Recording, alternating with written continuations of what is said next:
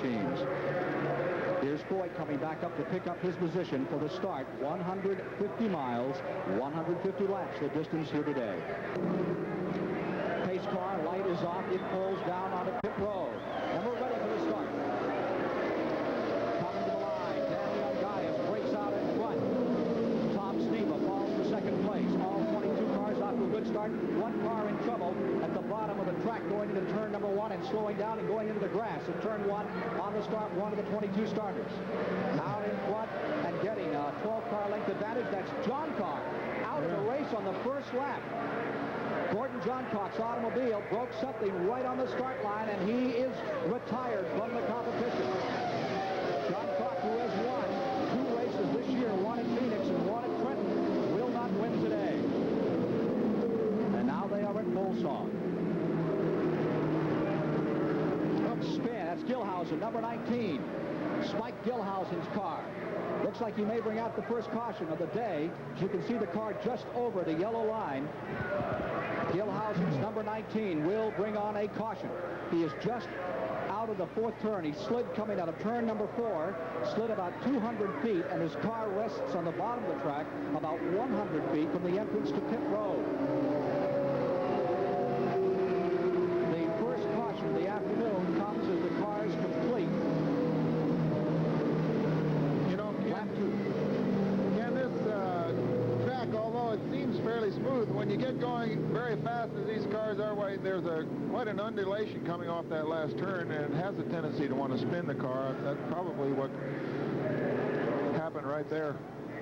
Gilhausen, who walled the car at Indy, has trouble here in turn number 4. Johncock's car is down here, and his mechanics, George Vignati and company, have rushed down to turn number 1. Looks like he might have broken a transmission on the start and eliminated one of the top contenders here today. The Pat Patrick number 20 with Johncock at the controls has retired in the early going. Here you see the safety car bringing on Gaius by as the yellow flag is demonstrated to the field. It is Sneva in the 2nd position. 3rd is the Dan Gurney Eagle, number 48, being driven by Unser, and 4th is Johnny Rutherford in a car that wasn't even supposed to race here today.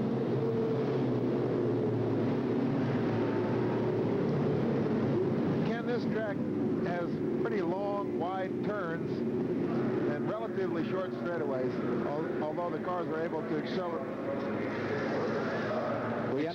up to 170 miles an hour. It puts a great premium on braking, and that's probably the most difficult thing to learn to do in racing. Get on the calipers. Right. We're coming around for green. We understand we may be coming up for green this time. Let's see, safety car does have the light off, indicative of a start. After the first caution period of the day for Gilhausen, spinning in turn 4. Safety car is in, and the field is once again seeing a green light. Sneva first. Rather, on Gaius first, Sneva second. It is Bobby Unser in 3rd. The 4th place is Rutherford, and Rick Mears runs in 5th. Those are the front 5. Back to racing. Long straightaway. Right there into turn number 3 is where a year ago John Cross crashed so hard backwards. Spent a couple of days in the hospital and had a severe headache for a long time after.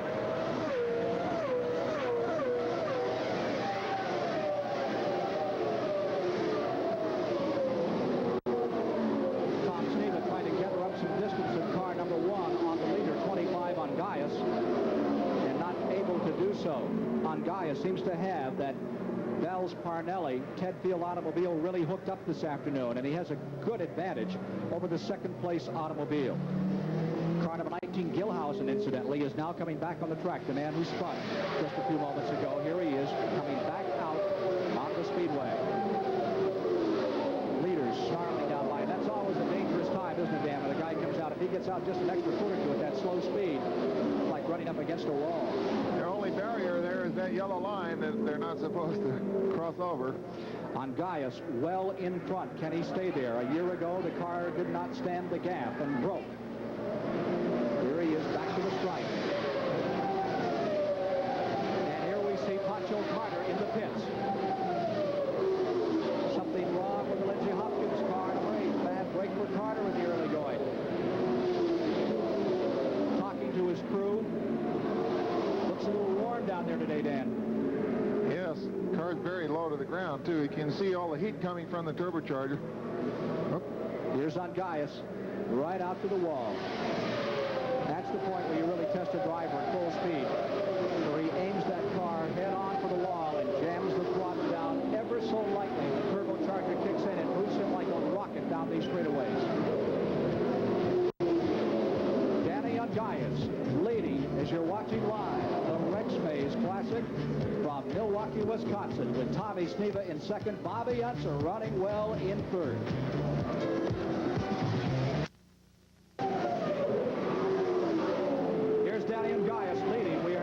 In the 11th of 150 laps at Milwaukee, Wisconsin in the Rex Mays Classic, and Gaius has popped out to a very good advantage over the second place campaigner, Tom Sneva, at the present time. Sneva holding third. Bobby Unser maintains fourth as he's having one of his better runs thus far. It's been a very cold and long time for Bobby Unser since he's tasted victory in 1976 when he won 2 events. Now let's go to the pits. Brock Yates has a report for us. I'm standing in front of the Petro Carter pits where they're having trouble with his transmission. That's exactly the same thing that happened to Gordon Johncock on the first lap. George McNutty, his chief mechanic, reported to me that he could not get the car into second gear. So we got some transmission problems with 2 favorites. And I guess, Dan, that's exactly what happened to your boy, Bobby Unser, up at Mosport last week. Transmission troubles. Is that right? That's right, Ron. Although it seems to be doing all right now, thank goodness. Well, here you see lap traffic. There's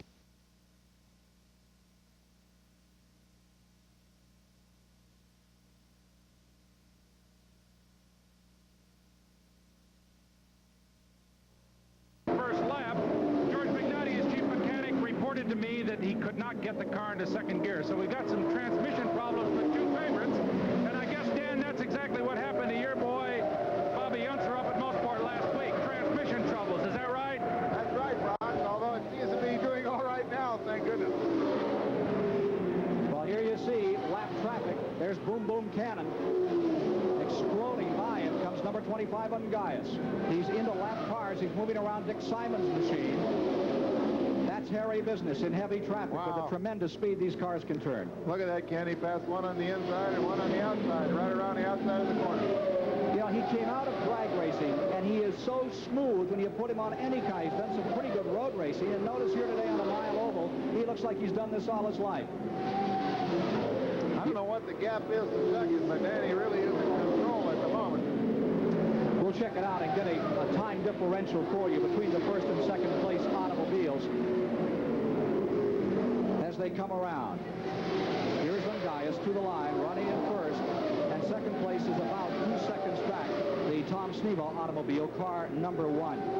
Gaius has won 4 races when he started this year, and there you see that second place car, Tommy Sneva, just moving around those same lap machines that a lap ago Danny and Gaius had to deal with.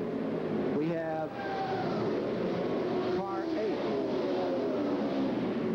That would be Pancho Carter now out of his car. Carter has climbed out of his car, so 2 of the serious contenders today have already fallen by the wayside. What a bad break for Carter. This guy's still looking for his first championship car race. He's won in midgets. He's won in dirt championship cars. He's won in sprints. Sooner or later it has to happen for Pancho Carter in the championship automobiles, the Indianapolis type cars, because he is certainly one of the top drivers. Let's go to Brock Yates down there with Pancho Carter. Joe, it looked like transmission problems. Yeah, it's either something in the transmission or in the clutch let go. We're not sure. It's awful hard to go out of a race this quickly. You kind of get everything pumped up, and then all of a sudden it's a big letdown, right? I guess we can just go drink Budweiser earlier. Well, you can go up and talk in the booth. You did a terrific job for us in Texas. I'm sure you got a future there. The racing doesn't go well. Okay, thank you very much, Brock. Maybe I'll make it up there. Okay, a disappointed Pancho, but we know he'll be back. Okay, kid. Nothing disappointing thus far on Danny and Gaius as he hangs the car right below the yellow line, entering turns 1 and 2. And that's where it really gets bumpy. That really takes the suspension for a beating. It certainly does, Ken, but doesn't appear to be bothering Danny. How much of a beating can that suspension take? These cars are so delicate before they really get in trouble. Well, that's very deceiving, Ken. They look delicate, but after they go through running on these high-bank tracks, they have to be very, very strong. I don't expect this track to cause any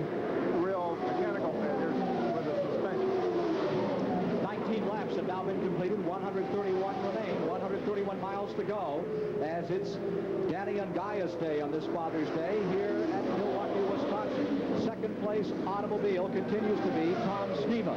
The third place car, number 48, the Bobby Unser car, and running in the fourth position at the present time would be the car number 4 of Johnny Rutherford. He is running fourth. The fifth place machine is Rick Mears in car number 7. Ken, I think the interesting thing about Danny is when you get a close look at him, you can see that the car is dancing around. It's not just going very smoothly. He's having to work hard. Even though he's leading, he's really trying hard. The interval between the first and second place cars. You watch on Gaius in heavy traffic.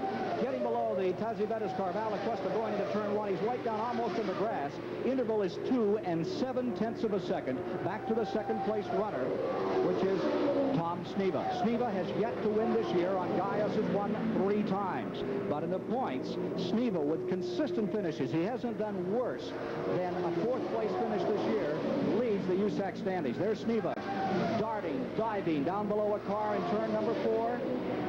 Below LaQuasto and back to the line he comes another time. He's got some chasing to do if he has any intention of catching Danny and Gaius here this afternoon. On Gaius first, Sneva second, Unser maintaining third, Johnny Rutherford stabilized in fourth, and young Rick Mears looking good in the Milwaukee 150. As Danny and Gaius continues to lead, Al Unser is running in the 6th position, the Jim Hall car, and running in 7th right now is Wally Dallenbach. Now there's Salt Walter being lapped by Danny and Gaius. Let's go to Brock Yates in the pits. Ken, I've got Gordon Johncock with me, who was a shocking and a very, very early departure from this race. Gordon, what was it? Well, it's strictly my fault, Brock. I'm down in front straightaway for the start, and we were in second gear, and I went to go to third and just missed the gear, and, you know, you work the throttle and everything together, and I just got down the throttle too quick when I missed the gear and probably bent the valves in the engine, I imagine. That 19,000 RPMs didn't help the motor at all, huh? Well, it didn't go that high. It went high as my tack went 12. It's just too much. Okay. Pretty good humor for a very early departure. He knows he'll be back again. Back to you, Ken. Gordon Johncock. You saw A.J. Foyt pitting just a moment ago, and that was an unscheduled stop, Dan, for car number 14, and we saw A.J. come in. Yes, there was. It looked like they changed the right rear wheel, and he was right back in the action again. Interval has expanded to 2 8/10 seconds as Danny and Gaius just does not let up in car number 25. The Samoan-born racer is looking very good. He has moved to 19th in the overall standings of the United States Auto Club in career victories, winning 1 race last year, 3 this year, total of 4. Ties him with Hurtubise, McCluskey, Gary Bettenhausen, and Mike Mosley. And when he had won 1 race, he was back there with in what they call 33rd spot. The all-time winner, of course, A.J. Foyt with 59. Looks like 60 will not be this day. He'll have to wait for Pocono next Sunday if he wants to crack at that. Talk about not giving up. Oh, here Foyt comes A.J. back in the pits. Unscheduled stop. He passes the water up. It's a dark day in Texas. Look at the heat off the back of that car. Yes. He's probably speaking on the radio, Ken, but they don't know what to do. Something's amiss on car number 14, the Gilmore car. It comes back out with that special wing in the front, sort of a double wing look to it. He comes back out. He'll try to test it on the track and see what's wrong. A bad place for a test bed here as we are 20 laps, 130 remaining into the Rex Mays Classic, live from Milwaukee, Wisconsin on CBS. There you see number 25, Danny and Gaius, your leader. And a reminder here that the CBS Sports Spectacular on next Saturday at 5 o'clock will be bringing you the Charlotte World 600 highlights from perhaps the most amazing race that's ever been run at Charlotte, North Carolina, with 6 cars battling to the finish line. And if you forgot what happened, watch next Sunday, because 3 of them didn't make it. Here's Gaius in front. Again, if you notice, Tom Sneva is not very far behind me. Danny cannot afford to make any slip whatsoever. Tom is pressing very hard. They're both working their way through traffic. Sneva trying to gather up some ground and move in here.